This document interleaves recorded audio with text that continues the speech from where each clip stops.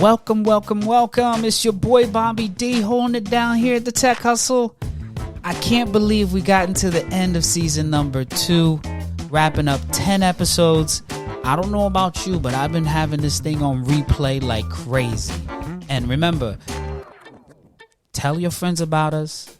Tell your colleagues about us. Tell anybody interested in learning about engineering, technology, or the culture, tell them about us. And to give you some more insights into the kind of conversations we conducted throughout the season, what we got next up is the best of season number 2. Big shout outs to us. Yeah, we pulled it off. I can't believe it. Actually, I could believe it because I've already manifested these moments. Y'all just gotta see the vision. But anyways, let me give a big shout outs to my 2 co-hosts. My right hand man, D Hustle. What up, kid? Mr. COO here at the Tech Hustle. And then we got my cousin, Raymond, don't call him Ray with his Raymond's Nuggets. Yeah, he got a few series here on season number 2. Big shout outs to you, my brother. I really appreciate you holding it down. Now, if you new here, welcome. If you've already been here, welcome back. You already know how we do it, how we get on the mic and enjoy ourselves. And I really want y'all to take a moment to really reflect on some of the things that we dropped throughout this season. So definitely tune in. And don't forget to stay till the end because I got some big announcements. Again, thank you so much. Holla at your boy. It's Bobby D. All right. Well, I think we're about to kick this thing off, players. For sure, welcome to season number 2 of the Tech Hustle. It's official. We locked in. I got the crew with me. Austin, Texas is where this event was at. It was definitely a movement out there. It's a little bit different vibe than Black Men in Tech, but I felt like it's for the culture for real because actually here goes a picture of Cam for Black Men in Tech. I actually ran into him at Afrotech. So the CEO for Black Men in Tech was at Afrotech. I guess meeting partners and stuff like that. That's what's up, man. That's cool. I'm glad they came out. Yeah, man. It was big ups to him and his team out there. And then another big one that I ran into is the organization called Color Stack. I don't know if y'all know about it. So it is a nonprofit, and they're focused on finding communities for underrepresented college students that don't have peers that look like them. And it's more or less finding ways to create those organizational groups at your campus, but also like at a regional level. And Gerard is the CEO and founder of it, and big shout outs to him. I had a chance to run into him over there too, and big shout outs to Color Stack and everything they got going on. Yeah, big shout outs to them. And this evening I'm going to be speaking to them about creating profiles or portfolios and projects on GitHub. Nice. Yeah, nice. So we're going to be talking about GitHub again this afternoon. And the goal here is to just enlighten them on what they need to do for their profiles to be noticed by technologists like me, especially when they're in the hiring process. Right. But big shout outs to Carrot, big shout outs to Brilliant Black Minds. That's great. And yeah, we're looking forward to doing some more collaborations with them in the near future. No doubt. Shout out to both. For sure. All right. So we're going to jump right into the next part of our talk here, our conversation. I believe we're going to have a little mini, current event plug that D Hustle got. So what you got, D Hustle? Tell me. I really don't got much, man, but I was in the internet and I just seen something that caught my eye. You guys are familiar with Sam Altman? Sam Altman, we were talking about OpenAI last week, right? Yeah. Yo, dude, for some odd reason, left. And when I think he went to Microsoft. Well, the story is I don't think he decided to leave. I think the board decided to kick him out. So I think this is like the same thing like last week. It's like even though you're CEO, that doesn't mean you run shit. If the board says you got to be out, they booted him. I don't know. So right now, this is the thing. Like this is what the PlayStations are getting our money from is because the PlayStation aren't able to keep up with the games. The games are getting better and better. And now you don't even need to buy a game DVD no more because they can just download it. Correct. So they're basically downloading these really large games now on these devices that have limited computing resources, which is the CPU or the memory card, like you said, Raymond. So what happens is that you buy a computer and then you can swap those up, right? Graphics card. You can get a new NVIDIA and GeForce something, right? And then a new chip. And then that's how they can basically upgrade it every 2 to 3 years. That's how they keep up with the... Yeah, makes sense. And then my son plays with his computer with a PlayStation controller. So it's just like he's still playing on PlayStation, right? So really? Okay. it's nothing really. So he doesn't have to plug in the PlayStation? No. He can use the controller, goes over Bluetooth, and he has the headphones. Oh, okay. I mean, he convinced me that about 2 years ago. You can play your PS5 on a how you call it, an LCD screen / computer. Yeah, for sure. For sure. You can definitely do that. Because you wanted a screen that had an HDMI cord that's going to plug right in the back of the PlayStation. Got me going crazy, going to Best Buy looking for this crap. Wow. I was like, bro, it's not going to work. How do you do that? Well, it's all these monitors now have HDMI ports in the back of the screen of their monitor. So all you do is plug it in on the back of where your HDMI go. You know when you use your HDMI from your PS5 to the computer? Yeah. All you have to do now is plug in your HDMI from the PS5 all the way to the monitor, and you'll be able to play it on there. You don't need anything. I had to get an adapter, but that's almost like giving them that computer type feeling too. Because he wants that curved mount screen and all that. Yeah.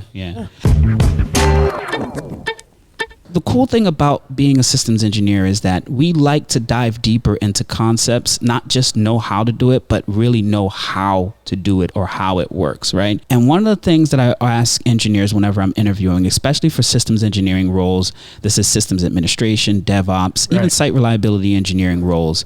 There's a question that I always ask is like, hey, can you describe to me what the Linux boot process is?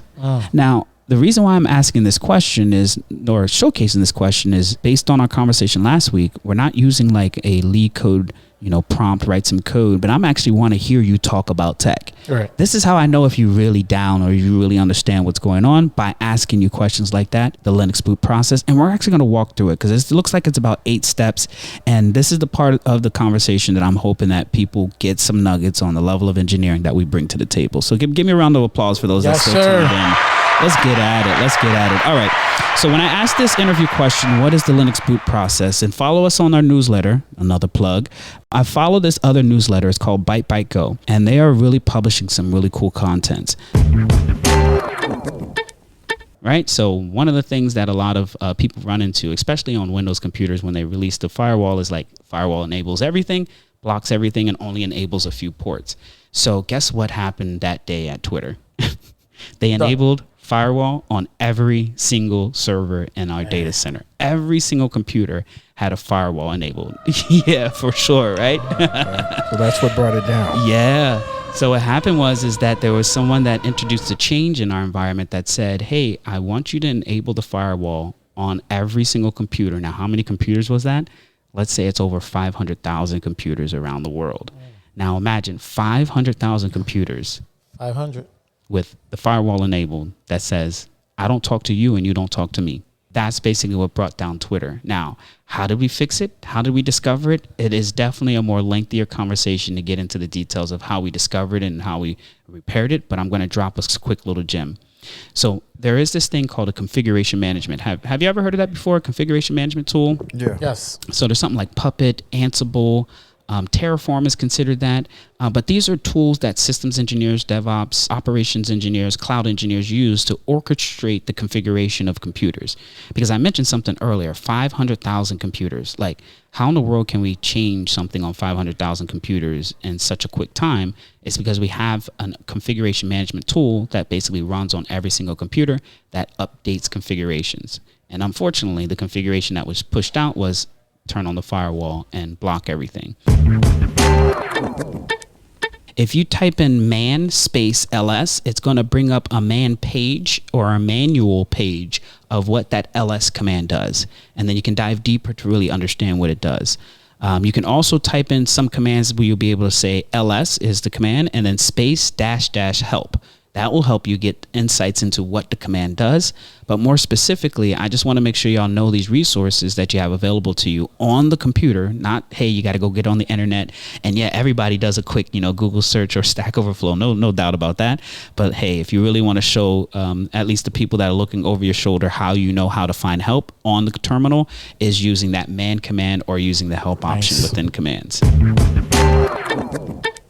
Well, today, ladies and gentlemen, Sony reveals a standalone MR headset with 4K LED display and unique controllers. Ooh, so Sony's getting into this VR game now? Yes, sir. Oh my gosh. I just put that on the Discord there so everybody can see. Now, here's this thing with this. It has a 4K LED screen. Mm-hmm. The headset has yet a name, but the company says it's aimed at creative building 3D content and will launch this year. Ooh. Here's the thing. There's no price on it yet. No price. That kind of scares me. That's what gets me. That's what basically scares me. But talking about that, I don't know if you heard, because now there's a lot of competition in these VRs. So Sony is doing the VR, Now Apple has doing the VR. I think we discussed about this last time. Yeah. Apple tells developers not to call the AR or VA apps or VR apps. But this right here, I don't know if you remember talking about this here. We had it in our newsletter. What's the difference between AR and VR? Can someone educate me on that? So we have virtual reality and artificial reality. That is correct. I think virtual reality and artificial reality is like merging the two together, where you're having like a virtual experience, but also you can have a real world experience while being virtual type thing. So you can almost like see through your glasses and get a virtual experience. Extended reality is XR. Ooh. And mixed reality is MR. Interesting. All right, this is getting crazy. iFix.com. Basically, iFix.com is a website for those of you who are handy, such as Mr. Bobby D. Yo, I got you. Mr. Bobby D is very hands-on. He likes fixing things, and I stumbled upon this site, iFix.com. Is for those of you like Mr. Bobby D who don't want to overpay for someone fixing their electronics. What's great about this site is Bobby D and D Hustle is that they sell all the tools and the hardware. If you want to fix your electronics yourself. And what's great about it also is they have the tutorial as well. Nice. So for example, I've got an iPhone 12, and let's just say I wanted to replace the battery. I can type in iPhone 12 and it will kind of direct me and tell me how to fix it. What's up with this WeTransfer? WeTransfer is basically if you ever find yourself in a situation, D-Hustle, where you can't send large files in your email system. For example, you're sending Bobby D, hey, all of the last podcast episodes that we got queued up via email, and it's just too big. You can't send it. You can go to this site called WeTransfer, and basically it allows you to type in the recipient's email address, and you put the from email address yours, and you can send up to 2 gigabytes in files. Oh, that's what's up. Anyone for free, completely free. Yeah, I'm talking about operating systems being able to containerize applications so that they can almost work like they're the only thing on the computer, and or isolating it from other applications. But the thing about containers, and I can't really talk about containerization without first talking about virtualization. Are y'all familiar with VMs like VMware, a hypervisor, and things like that? And let me tell you, this is like all of us has been in this industry for a good minute. And in general, this technology got introduced in the early 2000s, specifically around virtualization. And we'll get to containers, but I want to make sure that we get some clarity on what and why we're doing this. So the predecessor to Kubernetes is a system that we built at Twitter called Mesos and Aurora. So a lot of people don't even know that Twitter has been in this containerization game early. Since 2013, 14, we've been doing containerization. But Google's definitely leading the pack with their open source project called Kubernetes. And if you're involved, and I'll give you some skill sets, title-wise in engineering. So if you're involved in DevOps, if you're involved in software engineering, systems engineering, cloud engineering, you should be familiarized with this containerization and this technology so that you can level up in your career development. We need to destroy and kill this account. So for those of you who haven't encountered situations like this where you need to destroy or kill an account, a Facebook account or TikTok, I have a website for you. It's called www.accountkiller.com. Accountkiller.com. I don't know if you guys know this, but it's impossible to delete your Facebook account. I know it. Deactivate it. It's still always there. It's like you cannot delete your Facebook account. It's impossible. For sure. But yeah, supposedly this website here, if encountering like TikTok accounts with my daughter that I need to delete, or any other websites, you go into this website here, you type it in, which you're trying to disable, delete. And we'll give you instructions on how to do that. the internet is free. So it's almost like if you can get on the highway, you're good. Right? You don't need to pay tolls. You don't need to pay gas. But once to get on the highway, you have to pay. Back in the days, they used to actually charge us for the amount of internet we used. I don't know if y'all remember those different type of plans, right? On your cell phone, it'd be like, hey, you can only use 10 meg. You can only use a gig or something like that. That's how they were making money off of us, right? Because they were like, hey, we can get you access, but we're going to monitor how much you use, and then we're going to charge you for that. And they've moved away from that because it wasn't really profitable, because there's so many people want to get connected. They're going to make money regardless. Wow, give them a big round of applause. The highlights from season number 2. Fire. Where's the alarm at? Fire. A big shout out to my guy D Hustle, my right hand man, and my cousin Raymond. Don't call him Ray with them nuggets. I'm telling you, I've been listening to the highlights over and over, and I really do appreciate everybody's contribution, and especially y'all for listening, and thank y'all so much for pulling up. Now, this comes to the end of our season number 2 with our final recording, and I wanted to give y'all some quick plugs. Number 1, tell your friends about us. We need to up our followers because we out here dropping gems, and we really want to give this knowledge out. With that said, I want to introduce y'all to our new community, the Tech Hustle community. Big ups. So we got a new online community. Come to our website, thetechhustle.com. Click on the link that says join our community so you can get access to me and the crew 24/7. And we're going to be dropping gems. We're going to be giving away knowledge. We're going to have some ebooks. We're going to have some courses. We're going to have webinars. We're really out here trying to level up the next generation. And y'all better follow along for sure, though. The other announcement is we're doing a nationwide tour. If you listen to the podcast, you've been hearing that we about to step scenes over in ATL in March. We're going to be down here in South Florida here in February.